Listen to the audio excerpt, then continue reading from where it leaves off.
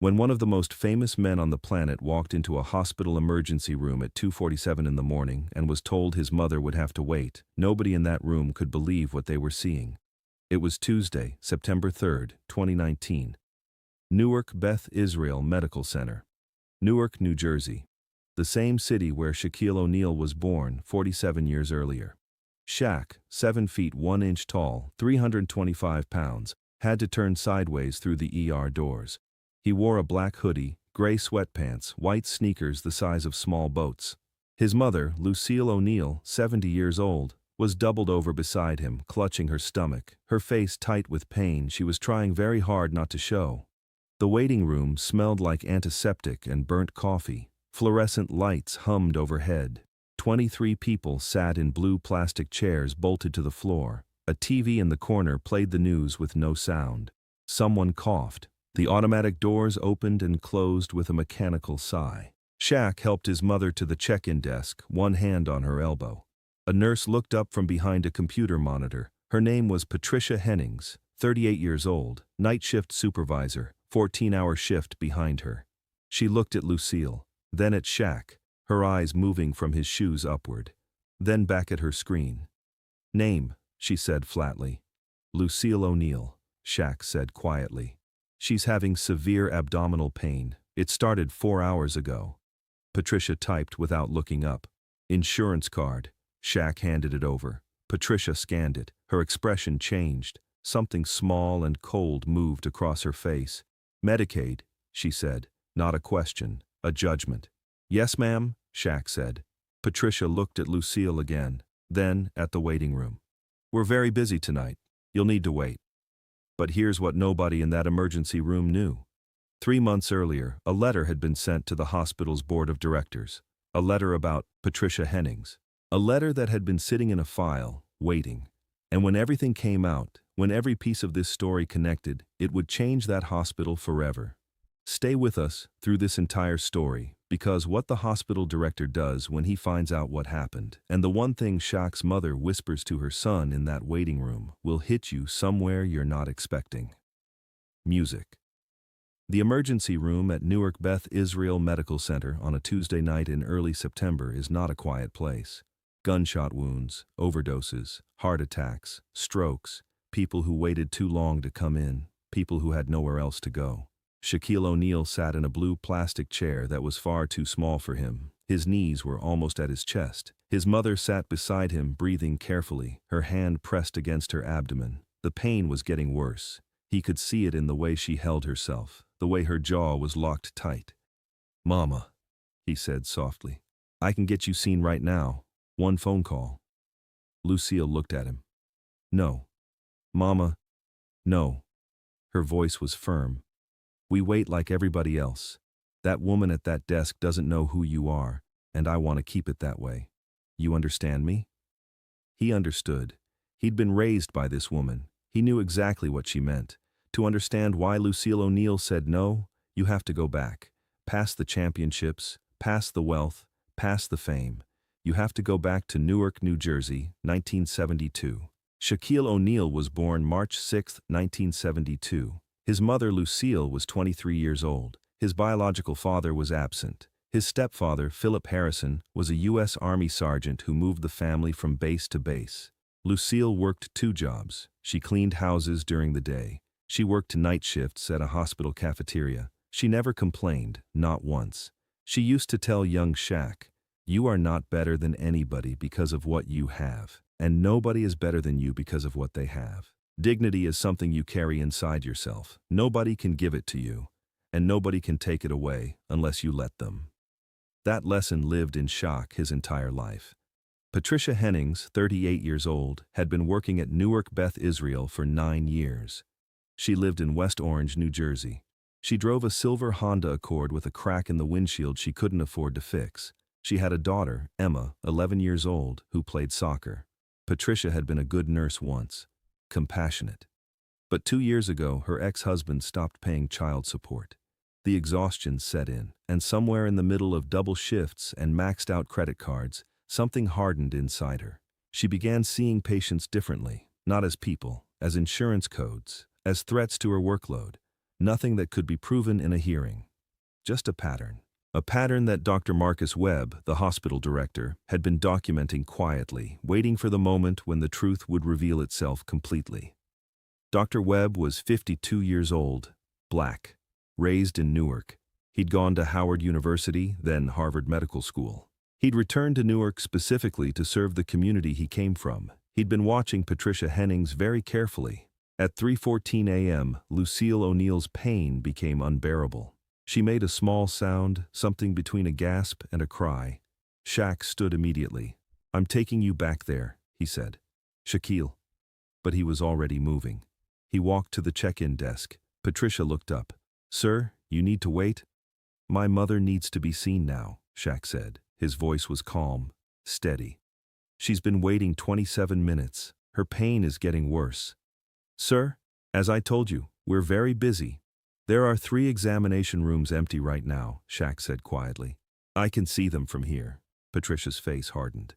"Sir, I don't know who you think you are, but you don't get to demand—" "I'm not demanding anything," Shaq said.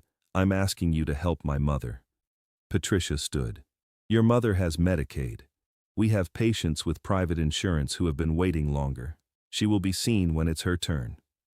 The waiting room went silent. The kind of silence that presses against your eardrums. An elderly man near the window stopped reading. A mother holding a sleeping toddler looked up.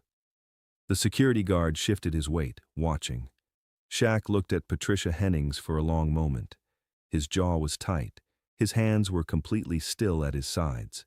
Then he did something nobody expected. He pulled his hoodie down lower over his face. He turned around. He walked back across the waiting room floor, his footsteps slow and deliberate, and sat back down next to his mother in that tiny blue plastic chair. He took her hand, her small, trembling hand in his enormous one. Lucille looked at her son. Her eyes were wet, but not from the pain. She whispered, her voice barely audible, "That's my son." Those 3 words carried everything she'd ever tried to teach him, everything she'd worked 2 jobs to show him.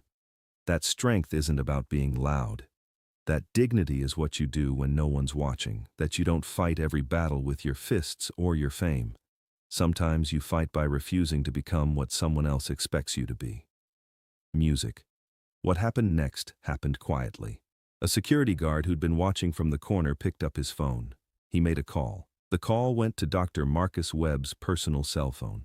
Dr. Webb was at home, 14 minutes away. He answered on the second ring. The security guard, James Morrison, 61 years old, had worked at the hospital for 22 years. He'd seen things. He knew things.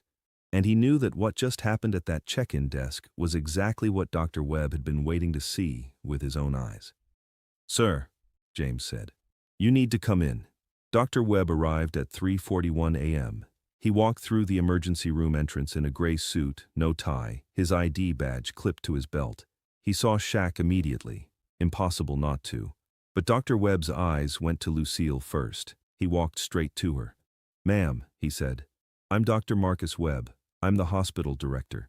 Can you tell me what's happening?" Lucille looked up at him. Her eyes were wet, not from the pain, from something else entirely. "Abdominal pain," she said quietly. 4.5 hours now, right side." Dr. Webb nodded. He looked at Patricia Hennings behind the desk. "Get Dr. Ramirez. Examination room 3.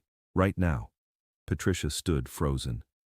"Right now," Dr. Webb repeated. Patricia moved. Dr. Ramirez examined Lucille. "Appendicitis. Early stage. Treatable. She was in surgery within 90 minutes. But wait. Here's where it gets even more incredible." While Lucille was in surgery, Dr. Webb sat with Shaq in the waiting room. That's when Shaq finally pulled his hood down. That's when Dr. Webb recognized him. "You didn't say anything," Dr. Webb said. "My mother didn't want me to," Shaq said. Dr. Webb nodded slowly. Then he said something Shaq would never forget. 3 months ago, we received a formal complaint about Patricia Hennings from a patient named Gloria Rodriguez. She's a housekeeper, Medicaid. She came in with chest pain. Patricia made her wait 4 hours. Turned out to be a heart attack. She survived, barely." Shaq listened.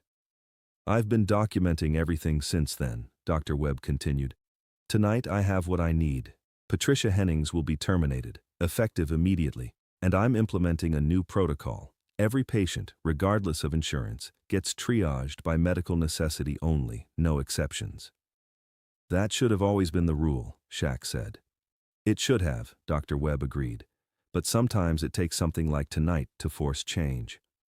Music. This is what happened over the weeks that followed. On September 5th, Patricia Hennings was terminated. The hospital issued a formal apology to Lucille O'Neill and to every patient who had filed complaints. On September 12th, Shaq established the Lucille O'Neill Emergency Care Fund, $500,000 to ensure that no patient at Newark Beth Israel would ever be turned away due to insurance status. The fund covered co-pays, medications, follow-up care. On October 1st, Dr. Webb implemented the new triage protocol hospital-wide. Wait times dropped. Patient satisfaction scores increased by 34%. On November 3rd, Gloria Rodriguez, the housekeeper whose complaint had started everything, met Lucille O'Neill at a hospital fundraiser. She was 56 years old, barely 5 feet tall, wearing her church dress. When someone pointed out Lucille across the room, Gloria walked over slowly, her hands shaking. "Mrs. O'Neill," she said quietly, in accented English. "I am Gloria. I was the one who—" She stopped. Her eyes filled. "I didn't know my letter would help someone else." Lucille took both of Gloria's hands. "You saved lives," she said. "You spoke up when it was hard. That takes courage." They embraced like sisters, like two women who understood what it meant to be invisible until someone decided to see them. Neither had known the other existed before that moment, but they would stay in touch for years. Gloria's daughter would later receive a scholarship from Shaq's foundation. That connection would change two families forever. But here's the part that will stay with you. The morning after the surgery, when Lucille was awake and stable, Shaq sat beside her hospital bed. The sun was coming through the window. Newark was waking up outside.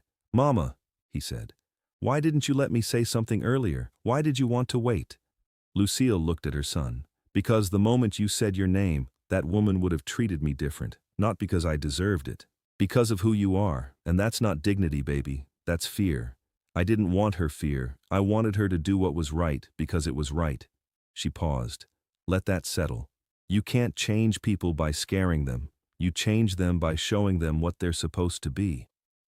Outside Newark Beth Israel Medical Center, the autumn morning is bright and clear.